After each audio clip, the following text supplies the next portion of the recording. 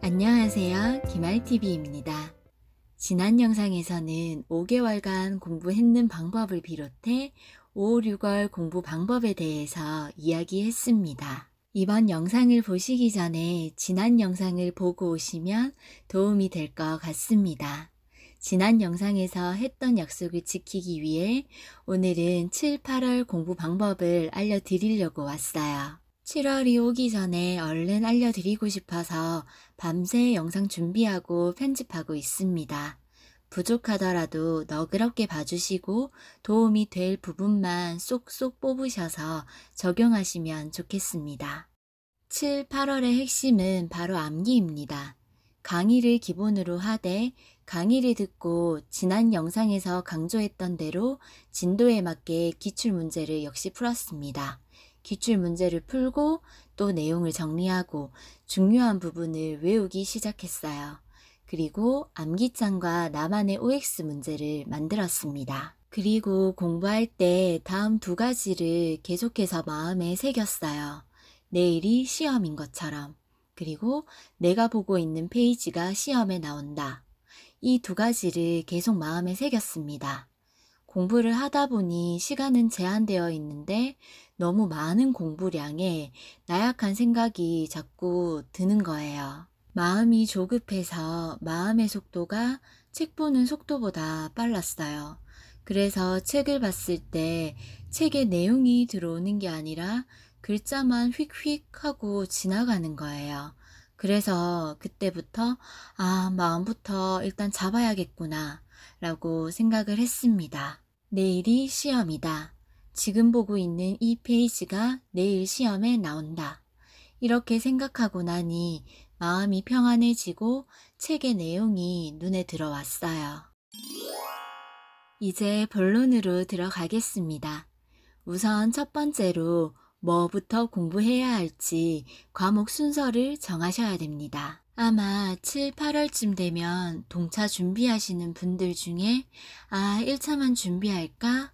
이런 생각 하시는 분들 계시죠? 저도 그랬습니다. 근데 아직은 2차를 놓기에는 섣부르다는 생각이 들어요. 8월까지 2차 공부를 할 수 있는 만큼 최대한 최선을 다해 보시고 9월 달에 가셔서 결정하셔도 늦지 않습니다. 이제는 하고 싶은 공부가 아니라 해야 되는 공부를 하셔야 됩니다. 그래서 부동산 학개론, 민법, 공법, 공인중개사법, 공시법, 세법 이렇게 과목을 나누어 봤을 때 6과목 중에 내가 이 시점에 가장 취약한 과목이 무엇인지, 내가 가장 시급하게 끝내야 할 공부가 무엇인지 파악해야 합니다. 우리는 우리가 좋아하고 쉬운 과목에만 더 애정을 쏟는 경향이 있죠. 근데 공부는 그 반대로 하셔야 됩니다. 하고 싶은 과목을 고르지 마시고 해야 되는 과목을 고르세요. 가장 하기 싫고 어려운 과목부터 끝내두시면 훨씬 수험 기간이 수월해집니다.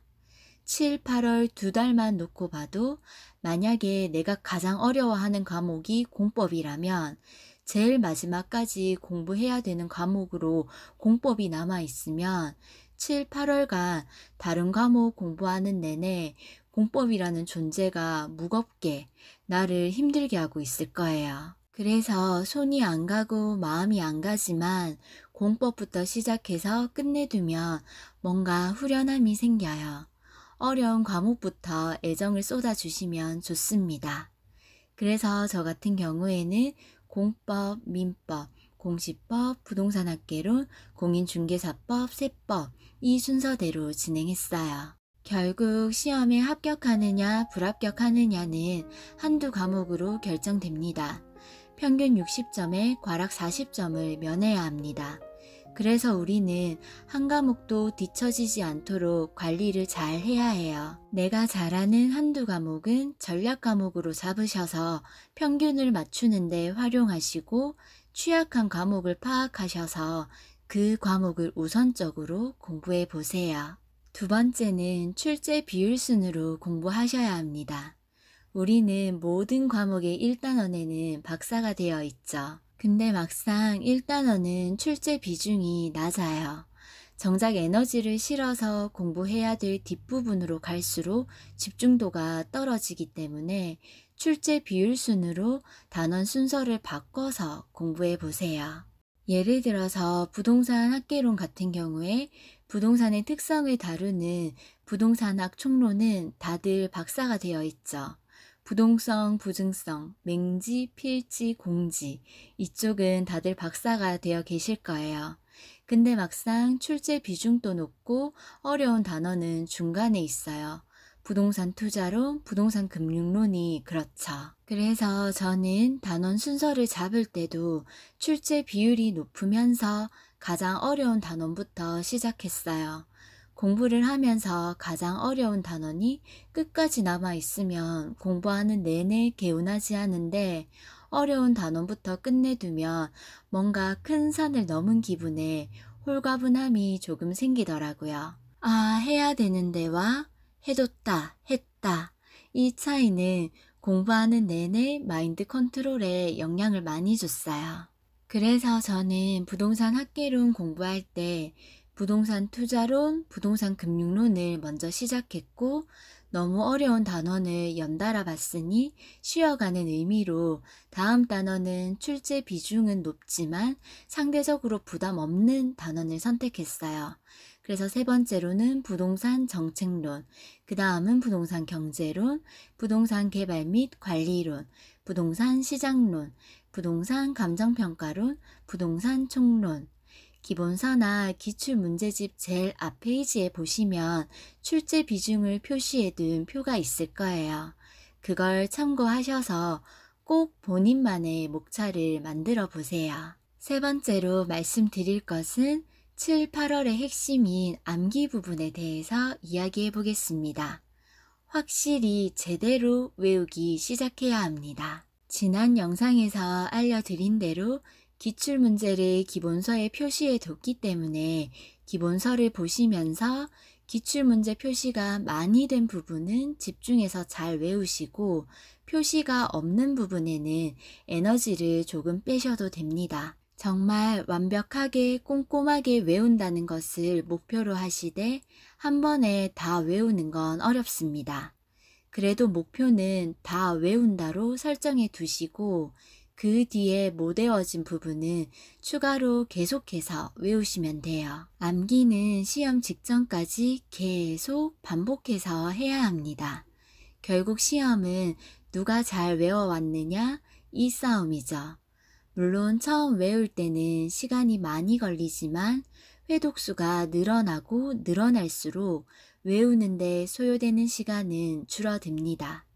그래도 처음 외우실 때 시간이 많이 걸리더라도 제대로 외워두시는 게 좋습니다. 처음 보면서 모든 것이 이해되는가? 그렇지 않죠. 다 이해된 상태에서 외우면 너무 좋겠지만 그렇지 않은 경우가 더 많습니다. 그러니 이해가 안 된다고 너무 걱정하지 마시고 우선 암기부터 해보세요.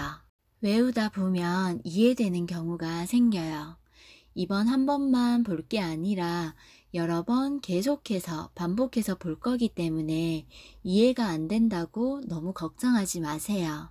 또 다들 비슷비슷합니다. 내가 어려우면 다른 사람들도 똑같이 어려우니 너무 걱정하지 마시고 일단 외우고 넘어가세요. 지금 할 수 있는 최선의 방법입니다. 모든 이해는 암기에서부터 시작된다라는 말도 있잖아요. 내일이 시험인 것처럼 외우세요. 내일이 시험이면 무조건 외워야 되잖아요. 이 마음으로 임하시되 100% 완벽하게 한 번에 다 외울 거야. 이 생각으로는 임하시면 안 돼요. 시간이 너무 오래 걸리고 지치기도 하고 암기 면에서도 효율이 떨어집니다. 두세 번 혹은 서너 번 정도는 나눠서 여러 차례 걸쳐 외우시면 훨씬 효과적이실 거예요. 늦게 시작하셔서 이론 강의를 듣고 계시는 분들 계시죠? 시간을 활용하는 데 있어서 가장 많은 비중을 차지하는 것이 바로 강의입니다. 특히 실강을 듣고 계시는 분들은 속도 조절은 거의 불가능하죠. 실강은 스스로 원한다고 진도가 빨라지는 것도 아니고, 그런 의미에서 저는 실강 대신 인강을 추천합니다. 그리고 강의를 들으실 때는 목표를 정하셔야 돼요. 1배속으로 들으면서 잠깐 멈춤해 두고 교수님 하시는 말씀 다 필기하고 받아 적고, 이렇게 하기에는 공부 시간이 부족합니다. 그래서 강의의 목표는 이해를 위해 듣는다. 중요한 포인트를 알기 위해 듣는다. 이 정도의 목표를 설정해 두시고 이 목표를 성취하는 선에서 가능한 한 빨리 듣는 걸 추천합니다. 그래서 저는 아침에 일어나서 공부 시작하기 전에 꼭 운동을 갔었어요. 운동 가는 길, 운동하면서 헬스장에서 독서실 가는 길, 이런 자투리 시간에 귀는 놀고 있기 때문에 어떻게든 시간을 아끼기 위해서 그 시간에 강의를 들었습니다. 강의는 내 공부 시간이 아니기 때문에 왜 강의를 듣는지에 대한 목표를 정하시고 그 목표에 대한 결과만 확실히 달성하세요. 이해면 이해, 중요도 파악이면 파악, 이렇게요. 그리고 7월부터 암기장을 만들기 시작했습니다. 그날 공부했는 분량에 맞게 꼭 암기해야 될 부분은 암기장에 적어뒀어요. 매번 두꺼운 기본서를 찾아보는 것도 힘들고 암기장에 모든 걸 압축시키기 시작했습니다. 암기장을 만드실 때는 최대한 요약해서 핵심만 적으셔야 됩니다. 암기장이랑 서브노트는 다른 개념이에요. 암기장은 정말 암기만을 위한 것이므로 내용만 알 수 있게 최소한으로 줄여서 결론만 적으세요. 예를 들어 약정해제는 원상회복 O, 해제 O, 손해배상 X. 손해배상도 손배로 줄여 적었습니다. 해약금의 경우 원상회복 X, 해제 O, 손해배상 X. 해제 효과는 원상회복 의무, 원상회복은 부당이득 반환의 특칙, 해제 후 제3자 선의만, 해제 전 제3자 선악 불문 보호, 원상회복 의무는 동시이행. 다들 공부 중이시라 이해되시죠? 키워드로 최대한 간략하게 적습니다. 자세하게 서술형으로 글자를 많이 넣으면 암기장 내용을 읽게 됩니다. 외워야 되는 암기장이 읽고 있는 상황으로 가면 안 돼요. 그리고 저는 암기할 내용들을 옮겨 적는 시간도 아까워서 포스트잇 사용도 많이 했습니다. 기출문제에 붙여뒀다가 필요할 때는 떼서 암기장에 옮겨 붙여두고, 너무 안 외워지는 부분은 독서실 책상 벽면에 붙여두고, 접착력이 떨어지면 테이프를 붙여서 활용했어요. 탈부착이 용이한 포스트잇 활용도 추천합니다. 그리고 암기장에 내용들이 계속 추가될 수 있기 때문에 저는 해당 단원 정리가 끝난 다음에는 한 두세 장 정도의 여유를 두고 다음 단원을 적기 시작했습니다. 포스트잇이 나중에 한 노트에 집결될 수도 있고 알게 모르게 내용들이 계속 추가되더라고요. 혹시 모르니 여백이나 여유로 몇 장 정도는 비워두시는 게 좋습니다. 다음은 나만의 암기 방법 찾기입니다. 역시나 암기하실 때에는 치열하게 눈으로만 휙휙 보지 마시고 머리에 쥐가 날 정도로 나중에 어떻게 하면 이게 헷갈리지 않을까 고민하면서 자신만의 방법을 찾으셔야 돼요. 저는 두 문자로 외우고 말을 만들어가며 외우는 걸 좋아했습니다. 부동산 학개론의 거미집 이론 아시죠? 수탄수, 공탄발. 이미 이건 많이들 아실 거예요. 수요의 탄력성이 더 크면 수렴형, 수탄수. 공급의 탄력성이 더 크면 발산형, 공탄발. 두 문자를 만드는데 많은 상상력이 필요하지만 기존의 요약집이나 강의를 들으시면 교수님들께서도 많이 알려주십니다.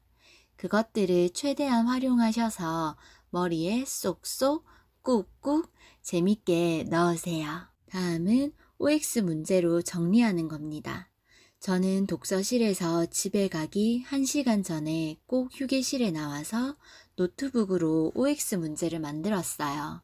기출 문제로만 공부를 했기 때문에 기출 문제 한 문제에 보기가 5개입니다. 이걸 OX 문제로 만들면 5문제가 돼요. 객관식 시험 문제는 결국 보기 지문을 보고 그것이 맞는지 틀린지 구별할 수 있어야 합니다. 모든 객관식 시험은 사실상 OX 문제죠. 각 보기의 내용이 맞는지 틀린지 구별할 수 있어야 해요. 전세권의 성립 요소는 하고 주관식으로 묻지 않고 전세금은 전세권의 성립 요소이다. OX. 객관식으로 물으므로 이러한 질문에 답을 가려낼 수 있으면 됩니다. 그래서 공부할 때 답을 가려낼 수 있게끔 OX 문제로 정리해 뒀어요.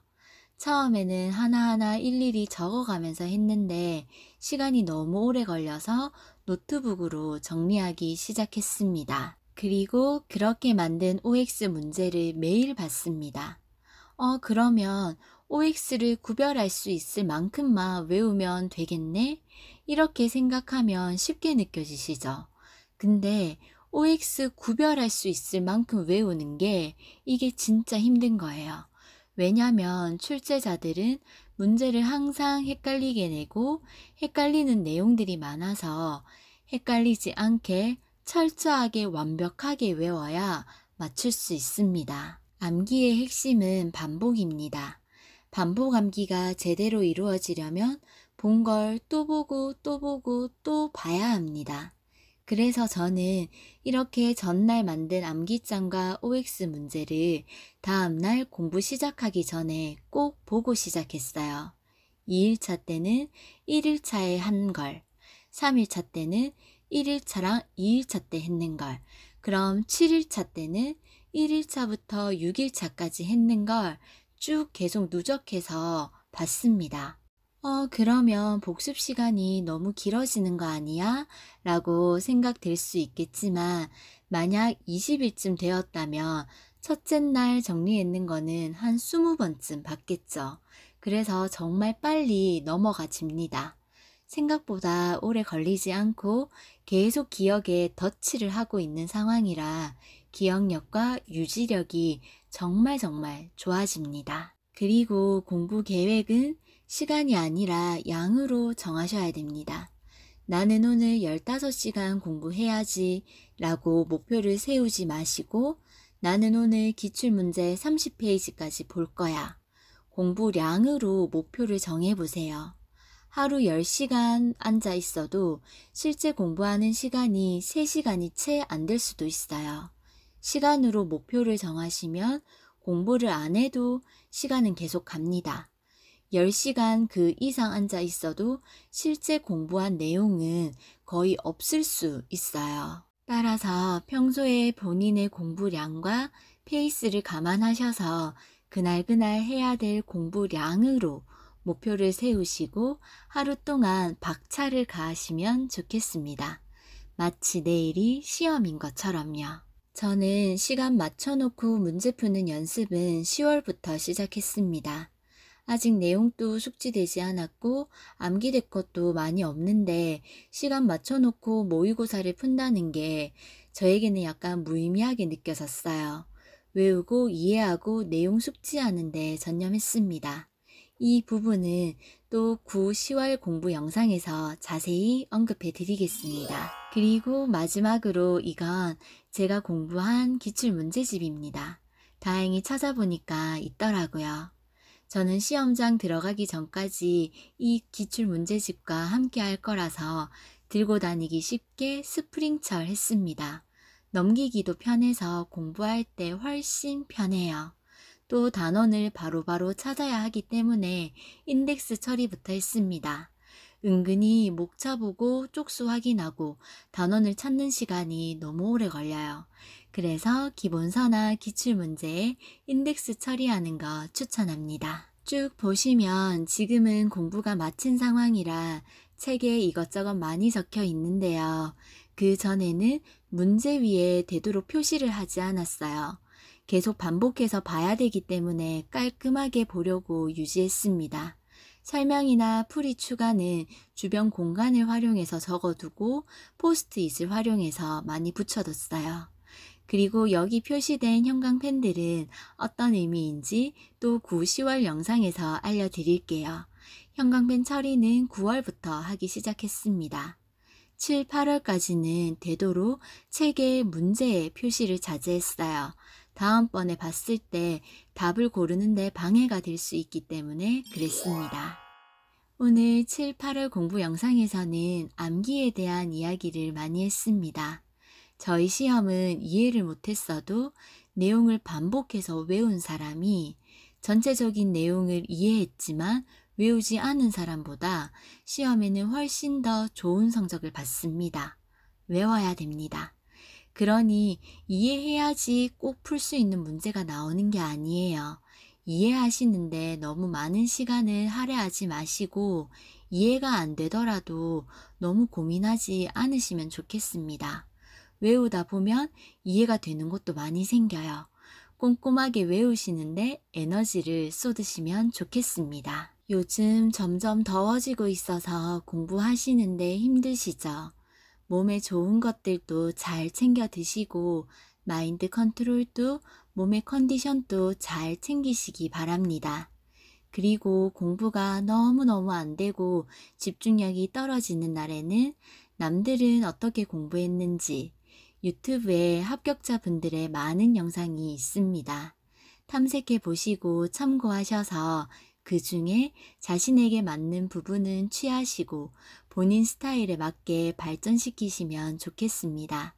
남들의 공부 방법이 또 좋은 힌트가 될 수 있기 때문입니다. 오늘의 영상이 공부하시는데 조금이나마 힘이 되고 도움이 되었으면 좋겠습니다. 힘내세요. 합격한 그 날을 생각하시면서 힘내시기 바랍니다. 다음에도 도움이 되는 영상으로 찾아뵙겠습니다. 끝까지 들어주셔서 감사합니다. 가시기 전에 구독과 좋아요 부탁드려요.